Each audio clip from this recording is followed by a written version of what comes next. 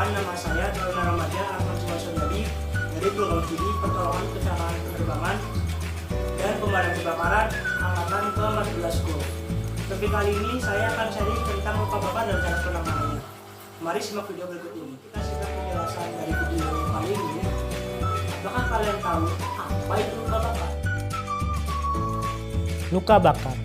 Luka bakar adalah kerusakan pada kulit yang biasa disebabkan oleh panas dan biasanya sangat menyakitkan, sehingga dapat memunculkan gejala-gejala seperti kulit mengelupas, hangus, menggelembung, serta pembengkakan. Kondisi tersebut dapat disebabkan oleh beberapa hal. Yang pertama, panas di atas suhu 60 derajat. Contohnya, api, air panas, minyak panas, dan benda panas. Yang kedua, listrik rumah tangga dan juga petir. Yang ketiga, zat kimia. Zat kimia ini misalnya soda api dan air aki. Yang keempat, radiasi. Contoh radiasi adalah sinar panas matahari dan juga radiasi bahan radioaktif. Derajat luka bakar. Sebelum kita menentukan dalamnya luka bakar, kita harus memperhatikan faktor-faktor berikut ini. Yang pertama, riwayat terjadinya luka bakar. Kedua, penyebab luka bakar. Ketiga, suhu agen yang menyebabkan luka bakar. Keempat, lamanya kontak dengan agen. Dan kelima, tebalnya kulit. Luka bakar derajat 1 atau superficial burn. Luka bakar derajat 1 adalah luka bakar paling ringan dibandingkan dengan derajat luka bakar lainnya. Luka bakar hanya meliputi lapisan kulit paling atas saja atau epidermis. Ditandai dengan kulit kering dan kulit kemerahan atau eritema, nyeri, dan terkadang bengkak pada daerah yang terkena. Contohnya, luka bakar karena sengatan matahari. Luka bakar derajat 2 atau superficial partial thickness burn. Luka bakar derajat 2 adalah luka bakar yang kerusakannya hingga lapisan dermis kulit. Luka bakar meliputi lapisan kulit paling luar sehingga lapisan kulit di bawahnya terganggu. Luka bakar ini termasuk luka bakar yang paling sakit. Ditandai dengan gelembung pada kulit yang menggelembung berisi cairan, bengkak, kulit kemerahan ataupun putih, lembab, dan rusak. Luka bakar derajat 2 dibagi menjadi dua jenis, yaitu derajat 2A dan derajat 2B. Derajat 2A. Derajat luka bakar 2A kedalamannya mencapai lapisan dermis, namun masih dangkal. Tanda luka bakar derajat 2A adalah sebagai berikut. Yang pertama, muncul lekuhan. Kedua, kulit memerah. Ketiga, luka menimbulkan rasa sakit ketika disentuh. Keempat, biasanya tidak meninggalkan bekas ketika sembuh, kecuali jika terjadi infeksi. Derajat 2B. Derajat luka bakar 2B adalah ketika luka bakar mengenai lapisan dermis yang lebih dalam. Tanda luka bakar 2B adalah sebagai berikut ini. Yang pertama, muncul lekuhan. Kedua, warna luka lebih pucat. Ketiga, tidak terlalu menimbulkan rasa sakit ketika disentuh. Dan yang keempat, bisa meninggalkan bekas ketika sembuh. Luka bakar derajat 3 atau full thickness burn. Luka bakar derajat 3 adalah lapisan yang terkena tidak terbatas. Luka bakar juga bisa sampai ke otot, tulang, dan organ tubuh dalam. Ditandai dengan kulit tampak kering, pucat atau putih, dan gosong atau hitam, diikuti dengan mati rasa karena kerusakan syaraf, sehingga rasa nyeri hanya timbul di daerah sekitar luka saja. Luas luka bakar. Selain berdasarkan derajat luka bakar, keparahan luka bakar juga dinilai dari luas permukaan kulit yang terkena luka bakar. Perhitungan luas luka bakar pada orang dewasa dapat dilakukan dengan perhitungan rule of 9 dengan perhitungan sebagai berikut. Yang pertama, memperkirakan ukuran luka bakar pada orang dewasa. Jika yang terkena luka bakar pada bagian depan dan belakang kepala dan leher itu setara dengan 9% dari luas permukaan tubuh. Kedua, jika yang terkena luka bakar pada bagian depan dan belakang masing-masing lengan dan tangan itu setara dengan 9% dari luas permukaan tubuh. Yang ketiga, jika yang terkena luka bakar pada dada setara dengan 9% dan perut setara dengan 9% dari luas permukaan tubuh. Yang keempat, jika terkena luka bakar pada punggung atas setara dengan 9% luas permukaan tubuh dan punggung bawah setara dengan 9% dari luas permukaan tubuh.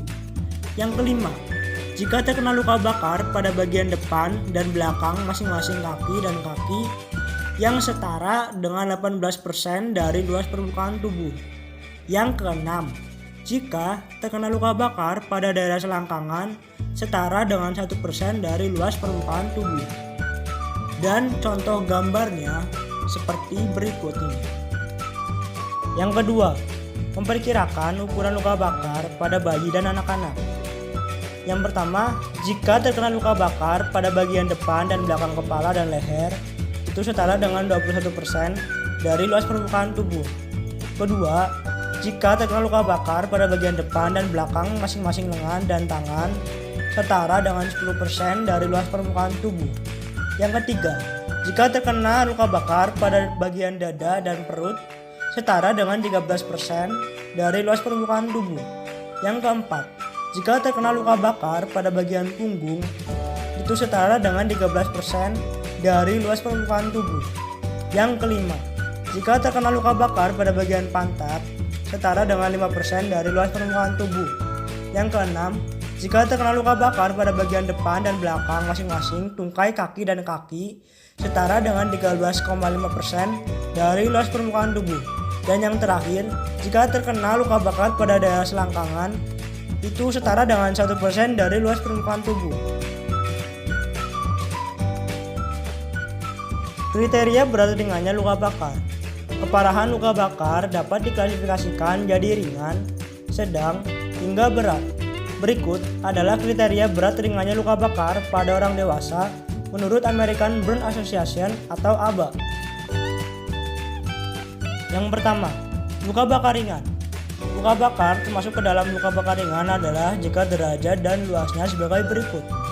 Yang pertama, tidak mengenai wajah, tangan, kaki, sendi, kemaluan, atau saluran nafas. Yang kedua, luka bakar derajat 1 kurang dari 50% luas permukaan tubuh. Yang ketiga, luka bakar derajat 2 dengan luas kurang dari 15% luas permukaan tubuh. Yang keempat, luka bakar derajat 3 dengan luas kurang dari 1% luas permukaan tubuh. Yang kelima, luka bakar derajat 2 kurang dari 10% luas permukaan tubuh dari bayi atau anak. Yang kedua, luka bakar sedang. Luka bakar sedang adalah luka bakar yang derajat dan luasnya adalah sebagai berikut. Yang pertama, tidak mengenai wajah, tangan, kaki, sendi, kemaluan, atau saluran nafas. Yang kedua, luka bakar derajat 1 lebih dari 50% luas permukaan tubuh. Yang ketiga, luka bakar derajat 2 dengan luas 15-20% luas permukaan tubuh. Yang keempat, luka bakar derajat 3 dengan luas kurang dari 10% luas permukaan tubuh. Dan yang kelima, luka bakar derajat 2 dengan 10-20% luas permukaan tubuh bagi bayi atau anak. Yang ketiga, luka bakar berat. Luka bakar berat, derajat dan luasnya adalah sebagai berikut ini. Yang pertama, luka bakar yang disertai nyeri, bengkak, dan perubahan bentuk alat gerak. Yang kedua, luka bakar meliputi satu bagian tubuh seperti lengan, tungkai, atau dada. Yang ketiga, luka bakar derajat 2 dengan luas 25% atau lebih luas permukaan tubuh. Yang keempat, luka bakar derajat 3 dengan luas 10% atau lebih luas kurang permukaan tubuh. Yang kelima, luka bakar derajat 2 atau derajat 3 lebih besar 20% luas permukaan tubuh bagi bayi atau anak. Yang keenam, luka bakar pada area tangan, wajah, telinga, mata, kaki, dan area genital. Dan yang terakhir, luka bakar yang dibarengi dengan cedera trauma lainnya. Fase luka bakar. Berdasarkan klasifikasi luka bakar yang sudah dijelaskan di atas, lama penyembuhannya dibedakan jadi dua, yaitu akut dan kronis. Dapat dikatakan akut bila waktu penyembuhannya terjadi dalam jangka waktu 2-3 minggu. Sedangkan kronis adalah jenis luka yang tidak memiliki tanda-tanda penyembuhan dalam waktu lebih dari 4-6 minggu. Proses penyembuhannya pun terbagi dalam beberapa fase, sebagai berikut. Yang pertama, fase inflamatori. Fase pertama ini akan dialami pengidap setelah terbentuknya luka dan akan berakhir pada 3-4 hari.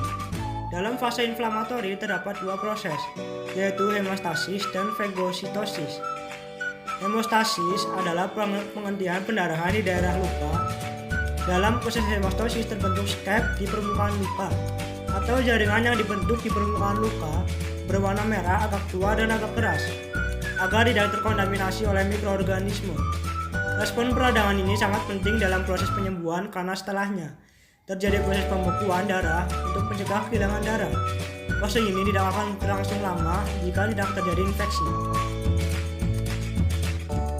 Yang kedua, fase proliferatif. Fase kedua ini muncul setelah fase inflamatori yang berlangsung dari hari ke-4 sampai hari ke-21. Diawali dengan mensintesis kolagen dan substansi dasar yang disebut proteoglikan setelah 5 hari terjadinya luka. Kolagen adalah protein penyusun tubuh manusia yang dapat menambah tegangan permukaan dari luka. Semakin banyak jumlah kolagen, semakin bertambah kekuatan permukaan luka sehingga kecil kemungkinan luka menjadi terbuka. Jaringan epitel tumbuh melintasi luka atau epitelisasi, meningkatkan aliran darah yang memberikan oksigen dan nutrisi penting bagi penyembuhan luka. Yang ketiga, fase maturasi. Fase ini dimulai dari hari ke-21 dan berakhir sekitar 1-2 tahun. Fibroblast terus-menerus mensintesis kolagen, kemudian bekas luka menjadi kecil, kehilangan elastisitas, dan meninggalkan garis putih. Terbentuknya kolagen yang baru mengubah bentuk luka serta peningkatan kekuatan jaringan. Terbentuk jaringan parut yang hampir sama kuat dengan jaringan sebelumnya.